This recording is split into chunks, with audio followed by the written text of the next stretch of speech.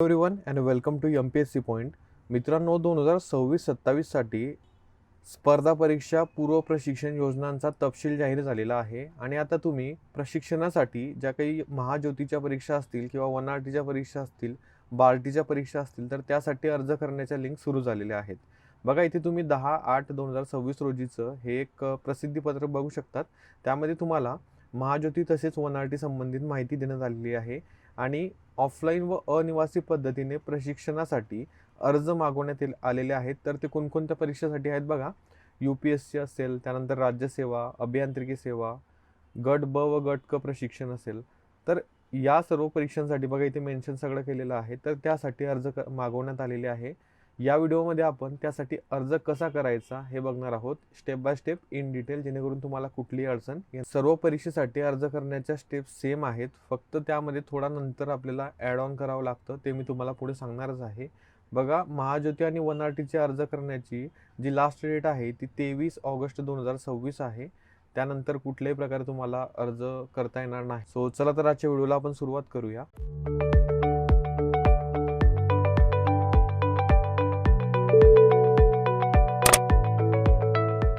बघा, जर तुम्हाला महाज्योतीचा अर्ज करायचा असेल तर तो इन डिटेल कसा करायचा आधी आपण ते बघूया. तर त्यासाठी तुम्हाला महाज्योतीच्या या वेबसाईटवर यावं लागेल. नोटीस बोर्डमधील ही एक पत्रक आणि रजिस्ट्रेशन लिंक इथे तुम्हाला दिलेली आहे. बघा, या रजिस्ट्रेशन लिंकवर तुम्हाला क्लिक करायचं आहे. इथे क्लिक केल्यानंतर तुम्ही या लॉग इन पेजवर याल मित्रांनो. पण तुम्ही जर पहिल्यांदाच महाज्योतीचा अर्ज करणार असाल तर तुम्हाला इथे रजिस्टर किंवा क्रिएट न्यू अकाउंटचा ऑप्शन मिळेल. पहिल्यांदा हे रजिस्ट्रेशन कसं करायचं, त्यानंतर आपण या पुढच्या स्टेपकडे येऊया. आधी रजिस्ट्रेशन कसं करायचं किंवा नवीन अकाउंट कसं बनवायचं हे बघूया. ज्यांचं नसेल त्यांनी ते काळजीपूर्वक बघा. ज्यांचं असेल त्यांनी हा व्हिडिओ थोडा पुढे घेऊन डायरेक्टली लॉग इन पेजपर्यंत जाऊ शकता. बघा, आता रजिस्ट्रेशन करण्यासाठी तुम्ही या लिंकवर याल. तर बघा, रजिस्ट्रेशनच्या या पेजवर आल्यानंतर आपण एक एक स्टेप बाय स्टेप डिटेल इथे भरूया. पहिल्यांदा इथे नाव, मिडल नेम आणि लास्ट नेम, त्यानंतर जेंडर सिलेक्ट करू.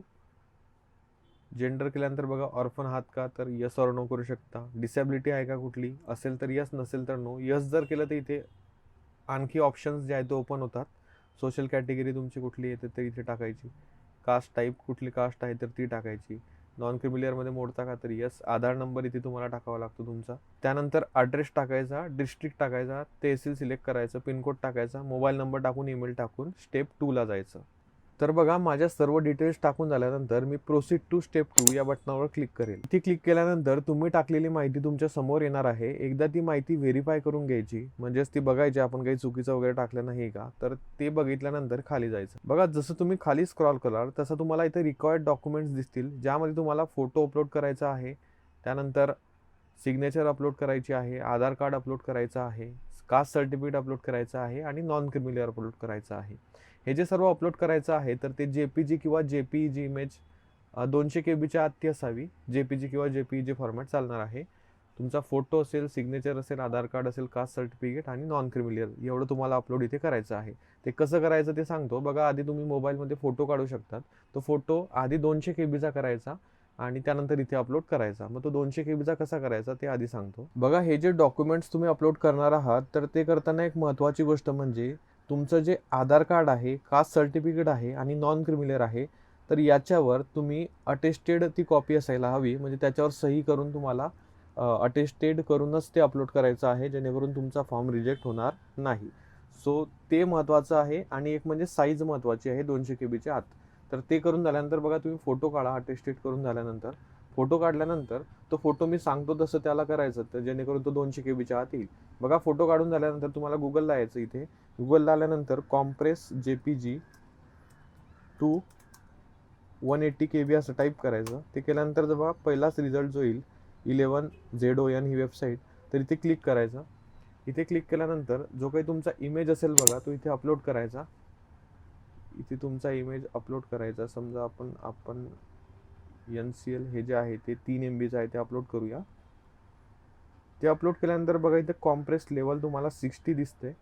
तर आधी कॉम्प्रेस करून बघायचं. बघा, तेव्हा तुम्हाला इथे न्यू साईज दिसणार आहे, किती साईजचं ते होत आहे. तर इथं बघा 600 KBचं होत आहे. आपल्याला यापेक्षा जास्त कॉम्प्रेशन हवं आहे, मग आपण ते वाढवूया. म्हणजे आपल्याला 200 KBच्या आत जेव्हा इथे दिसेल तर तेव्हा आपल्याला ते डाउनलोड करावं लागेल. बघा, 300 KB झालेलं आहे. अजून आपल्याला कॉम्प्रेस करावं लागेल. 161 KB झालेलं आहे. बघा इथून तुम्ही आता हे डाउनलोड करू शकता. डाउनलोड झालेलं आहे, तर हे डाउनलोड केलेलं तुम्ही तिथे अपलोड करू शकता, काही अडचण नाही. सो बघा आता 1 बाय 1 आपण हे डॉक्युमेंट्स अपलोड करूया आणि पुढच्या स्टेपला जाऊया.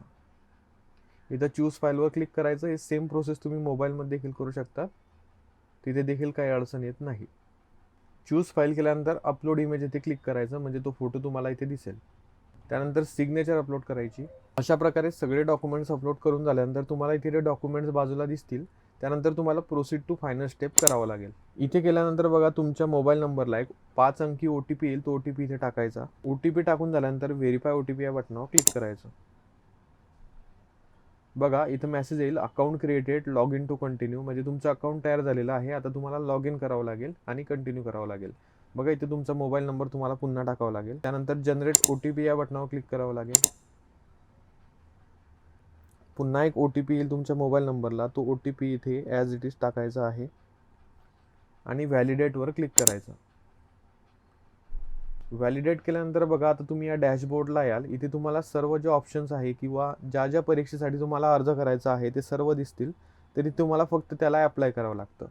बघा आता इथे UPSCचं आहे. आपण फॉर एक्झाम्पल ते UPSCला अप्लाय करून बघूया, त्यानंतर तुम्हाला पुढे सांगतो. इथे UPSC किंवा MPSC स्टेट सर्व्हिसचं एकच आहे. तिथे अप्लाय ऑर व्ह्यू स्टेटस या बटनावर आपण क्लिक करू शकतो आणि अप्लाय हेअर इथे आपल्याला क्लिक करायचं आहे. यामध्ये कुठली कुठली एक्झाम आहे तर UPSC, MPSC स्टेट सर्व्हिस आणि MPSC engineering service program. Apply हेअरवर क्लिक करायचं. त्यानंतर आता बघा इथेच तुम्हाला 1RTचं देखील ऑप्शन त्यांनी अवेलेबल करून दिलेलं आहे की तुम्हाला महाज्योती स्पॉन्सरशिपसाठी अप्लाय करायचं आहे किंवा 1RTसाठी करायचं आहे. हे फक्त NTC कॅन्डिडेट्सना ऑप्शन येतील. अदर कॅन्डिडेटना मे बी हे ऑप्शन येणार नाहीत 1RTचं. तर इथे बघा एक्झाम डिटेल्स अप्लाइंग थ्रू, तर महाज्योती का तर यस, 1RT इथे यस. तुम्हाला नो म्हणताच येत नाही इथे, कारण ॲटोमॅटिकली ते NTC कॅटेगरी असल्यामुळे इथे यस येत आहे. 1RT NTC धनगर समाज स्पॉन्सरशिप इथे देखील ऑटोमॅटिक यस येत आहे. Select district for examination centre, तुम्हाला कुठे एक्झाम द्यायची आहे तो डिस्ट्रिक्ट इथे निवडायचा आहे.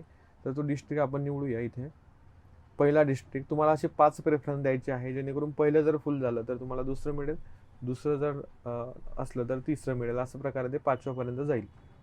सो इथे आपण दुसरं सिलेक्ट करूया. त्यानंतर तिसरा प्रेफरन्स, नंतर select course for which you want to apply, म्हणजे तुम्हाला कुठल्या कोर्सला अप्लाय करायचं आहे ते इथे सिलेक्ट करावं लागेल. सो प्रेफरन्स 1 आपण देऊया UPSCला, प्रेफरन्स 2 MPSC स्टेट सर्व्हिस, आणि इंजिनिअरिंगला तर आपण ॲप्लिकेबल मी तरी नाही आहे, त्यामुळे इथे इंजिनिअरिंग सर्व्हिसेस नाही दिलं तरी चालेल. Have you previously appeared for UPSC exam, तर इथे नो करायचं. आणि जर इथे यस केलं तुम्ही तर तुम्हाला कुठलेही अनदर ऑप्शन्स येत नाही, तर आपण इथे नो करूया. Have you appeared for UPSC pre exam, बघा इथे जर तुम्ही यस केलं तर तुम्हाला प्री दिलेली आहे का तुम्ही, तर आपल्याला इथे यस करण्यासाठी ऑप्शन येतो. मग ते केलं तर मग तुम्ही क्वालिफाय झालेले आहेत का, त्यानंतर तुम्ही कधी क्वालिफाय कधी झाले तर ते तुम्हाला सिलेक्ट करावं लागतं. मग मेन्स दिली आहे का, मेन्स क्वालिफाय केलेली आहे का, कधी क्वालिफाय केलेली आहे. तर अशा प्रकारे जर तुम्ही दिली असेल तर यस करा, नसेल तुम्ही दिली तर नो करा. आणि इंटरव्ह्यू दिला आहे का वगैरे असं सगळं ते विचारतात. त्यामुळे ते दिलं असेल तर यस करा, नसेल तर नो करू शकता. म्हणजे सगळे ऑप्शन्स तुम्हाला लॉक होऊन जातात, त्यावर काही करण्याची गरज नाही. Have you previously appeared for MPSC exam, तुम्ही आधी MPSCची एक्झाम दिली आहे का, तर yes. Have you appeared for pre exam, आपण म्हणू शकतो यस.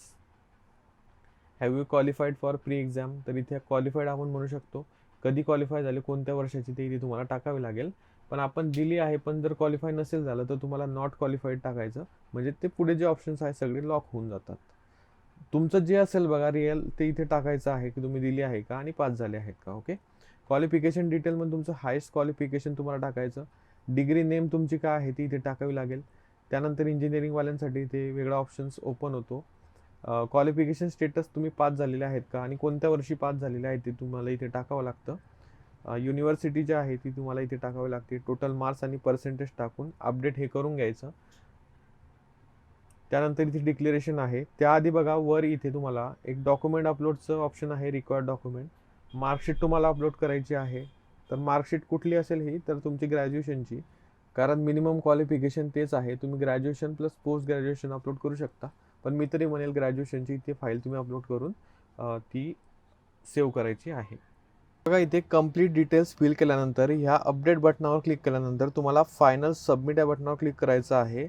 जेव्हा तुम्ही तुमचं ग्रॅज्युएशनचं किंवा पोस्ट ग्रॅज्युएशनचं मार्कशीट तिथे अपलोड करता, बघा इथे ऑप्शन आहे अपलोड मार्कशीटचं.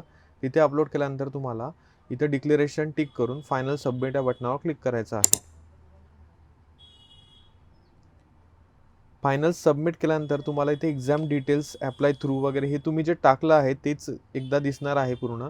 आणि दिसल्यानंतर डाउनलोड सबमिटेड फॉर्म, म्हणजे तुमचा फॉर्म इथेच सबमिट झालेला आहे. बघा इथं म्हटलेलं आहे फॉर्म इज सबमिटेड.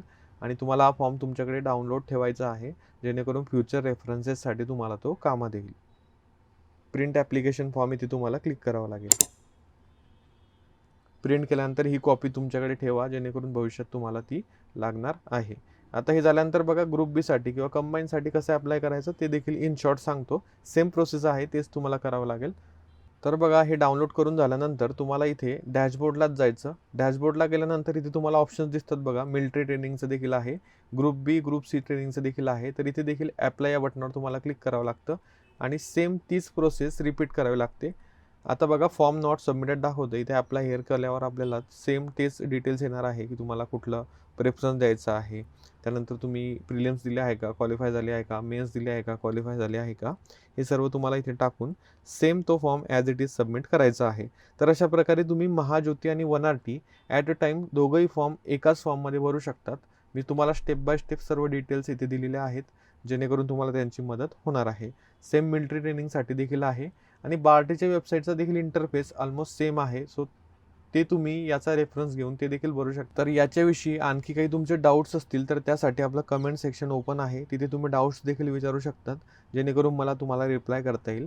हा व्हिडिओ तुम्हाला जर आवडला असेल तर लाईक करा आणि ज्यांना कुणाला महाज्योती किंवा 1RTच्या किंवा बार्टीच्या या योजनांचा फायदा घ्यायचा असेल तर त्यांना तुम्ही शेअर करू शकता, जेणेकरून त्यांना देखील अर्ज करण्यास अडचण येणार नाही. सो चॅनलला नवीन असाल तर सबस्क्राईब करा.